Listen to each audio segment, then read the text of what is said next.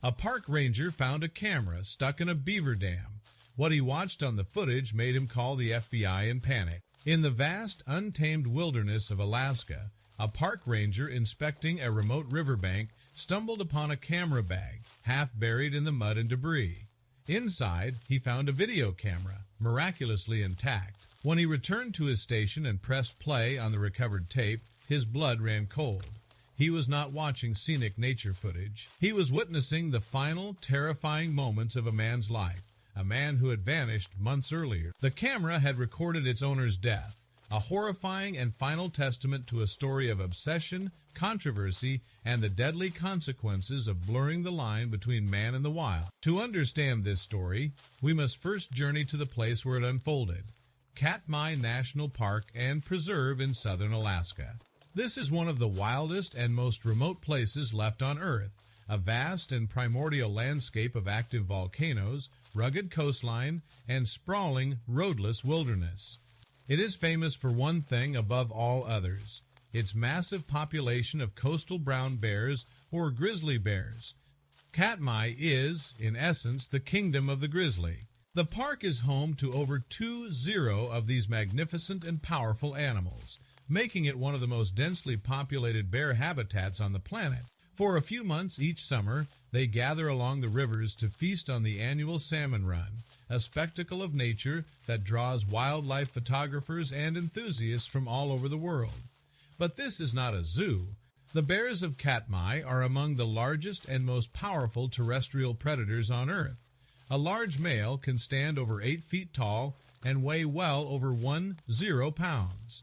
To exist in this place, there are strict, non-negotiable rules for human visitors. Maintain a safe distance, never store food improperly, and above all, never, ever attempt to interact with the bears. They are not cuddly characters from a children's story. They are wild, unpredictable, and potentially deadly animals. It was a set of rules that our story's protagonist chose to systematically and ultimately fatally ignore. His name was Timothy Treadwell, and he was a man who came to be known as the Grizzly Man. He was a charismatic, passionate, and deeply controversial figure.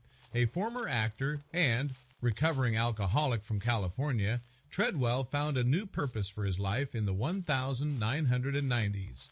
He believed he had a special spiritual connection to the grizzly bears of Katmai. For 13 consecutive summers, he would travel to this remote wilderness and live among them. He pitched his tent in the middle of their territory, just feet away from the trails they used daily. He gave them names like Mr. Chocolate and Aunt Melissa. He would speak to them in a high-pitched, gentle voice, believing he could soothe them and that they understood and accepted him as one of their own. And for 13 summers, he filmed everything. He shot over 100 hours of incredible and often terrifyingly close video footage of his interactions with these giant predators. He saw himself not as a tourist, but as their guardian, a lone warrior protecting them from the threats of poachers and the outside world. But to the National Park Service, biologists, and the local Alaskans who understood the true nature of these animals, Treadwell was not a guardian.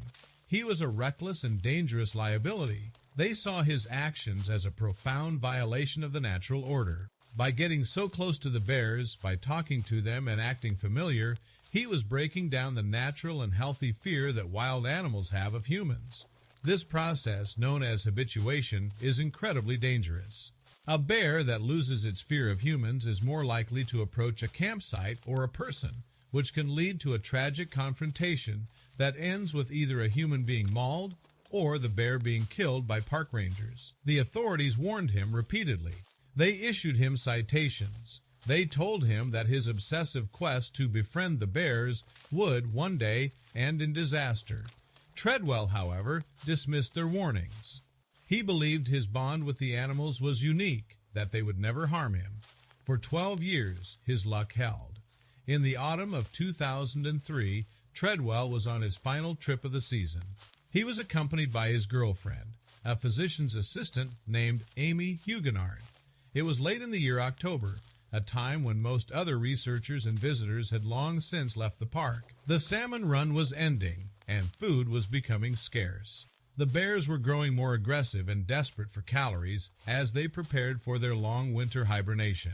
It was the most dangerous time of the year to be in Katmai. Treadwell and Huguenot had set up their camp in a particularly dense, brush-covered area known as the Grizzly Maze.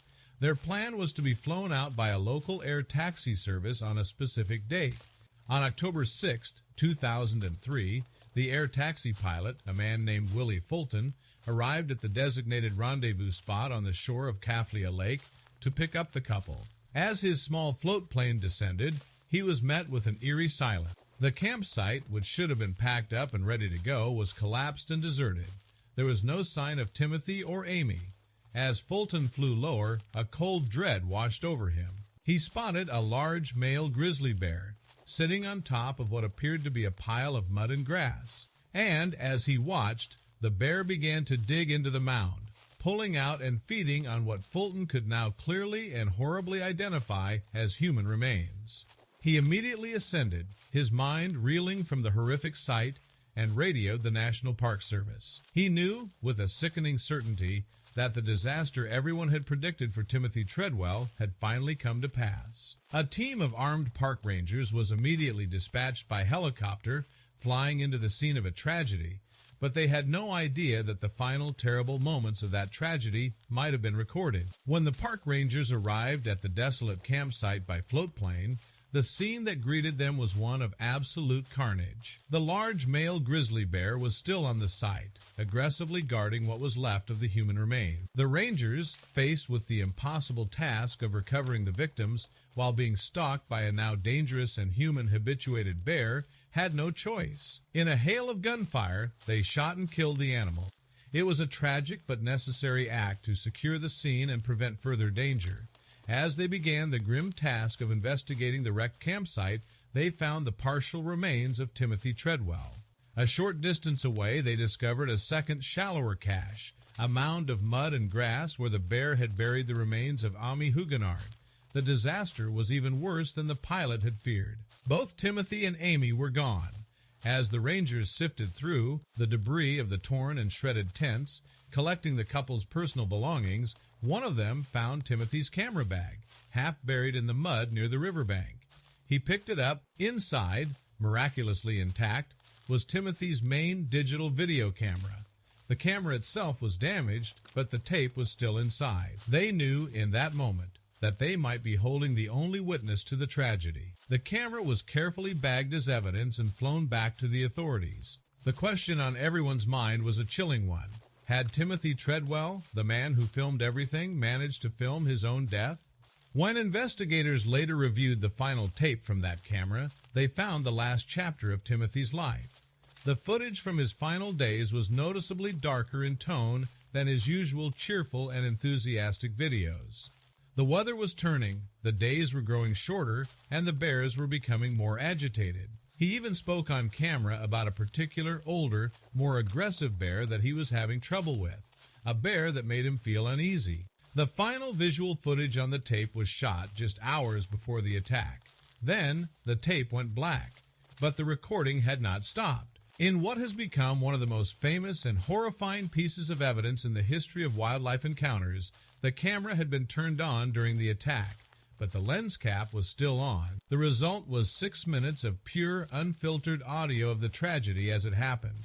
The recording captures the final, terrible moments of Timothy Treadwell and Amy Huguenot's lives. It begins with the sounds of Timothy screaming in pain and terror as the bear attacks him inside the tent. Amy can be heard shouting at him to play dead before her own screams begin as she realizes the bear is not stopping. She is heard yelling at the bear, trying to fight it off, reportedly with a frying pan. The audio is a harrowing, almost unbearable record of a human being being killed by a wild animal. The camera, the tool that Timothy had used to create his fantasy world of peaceful coexistence with the bears, had, in the end, captured the brutal, unflinching reality. The story of Timothy Treadwell's life and death, immortalized in his own footage, was later told in the famous 2005 documentary, Grizzly Man, by the renowned director Werner Herzog. Herzog was given access to all of Treadwell's 100 hours of footage and he famously refused to include the audio of the final attack in his film, advising the tape's owner to destroy it. The discovery of the camera and its horrifying final recording reignited the fierce debate that had surrounded Treadwell for his entire career. His supporters saw him as a passionate, if misguided, environmentalist who created some of the most intimate and beautiful wildlife footage ever seen, and who died doing what he loved. They believed he was a hero who raised awareness for the protection of these magnificent animals.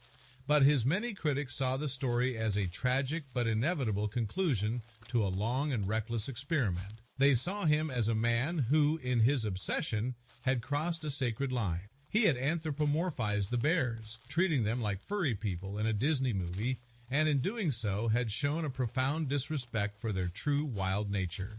His actions not only led to his own death and the death of his girlfriend Amy, but also resulted in the deaths of the 2 grizzly bears that were killed by the park rangers in the aftermath. In their view, his legacy was not one of conservation, but of naive and dangerous sentimentalism. The ultimate truth of Timothy Treadwell's story is that it is a profound and unsettling tragedy.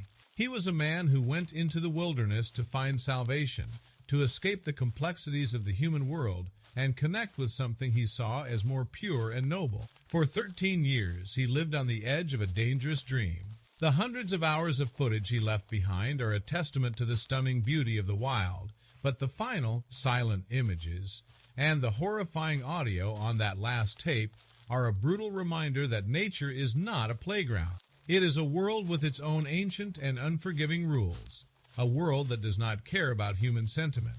The camera, which was meant to be the record of his triumph, instead became the impartial, unblinking witness to his final tragic lesson.